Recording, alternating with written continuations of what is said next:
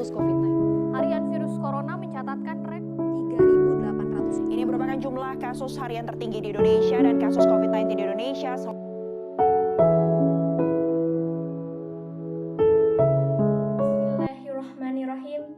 Assalamualaikum warahmatullahi wabarakatuh. Om Swastiastu, Namo Buddhaya, salam kebajikan. Selamat pagi, salam sejahtera bagi kita semua.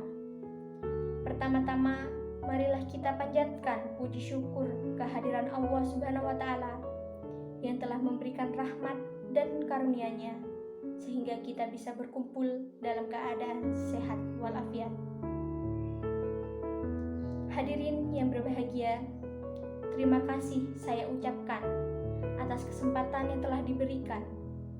Hal ini merupakan kehormatan bagi saya berada di sini untuk membicarakan dan membahas mengenai pandemi COVID-19. Saat ini, virus corona tengah mengguncang dunia, di mana berdasarkan Badan Kesehatan Dunia atau WHO secara resmi mendeklarasikan bahwa virus corona atau COVID-19 sebagai pandemi pada tanggal 9 Maret 2020. Hingga saat ini di dunia sudah terdapat kurang lebih 76,8 juta kasus dan 1,69 juta diantaranya orang meninggal dunia.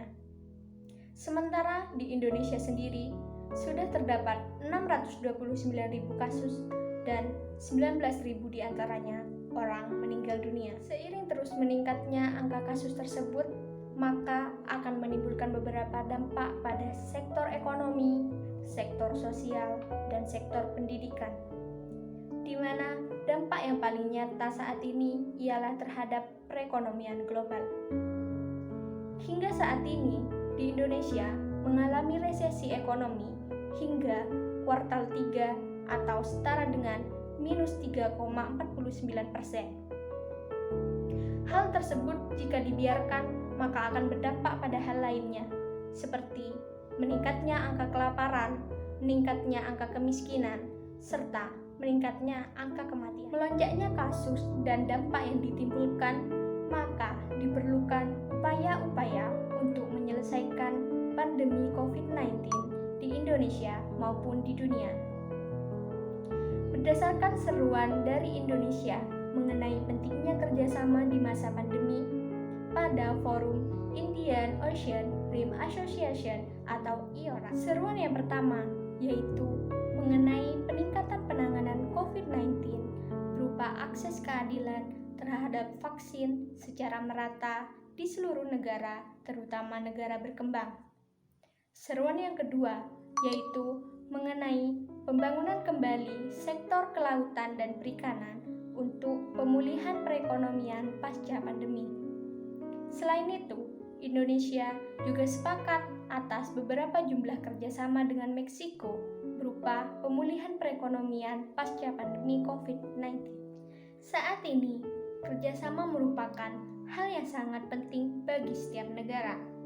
Hal tersebut dimaksudkan dengan tujuan untuk bersama-sama meningkatkan taraf kesehatan global, mendukung respon kesehatan publik berupa bencana kemanusiaan, insiden, serta wabah yang meresahkan dunia internasional. Selain itu, kerjasama pada masa pandemi saat ini bertujuan untuk bersama-sama memulihkan perekonomian di berbagai negara, serta meningkatkan kesejahteraan masyarakat dalam perekonomian. Selain kerjasama antar negara tersebut, kita juga dapat berkolaborasi atau berkontribusi dalam upaya penyelesaian pandemi COVID-19 ini, yaitu melalui kerjasama menerapkan protokol kesehatan seperti memakai masker, mencuci tangan, serta menjaga jarak.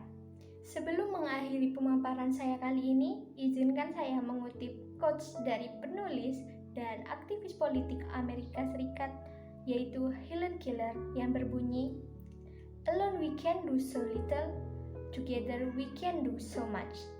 Terima kasih saya ucapkan atas kesempatan yang telah diberikan. Wassalamualaikum warahmatullahi wabarakatuh.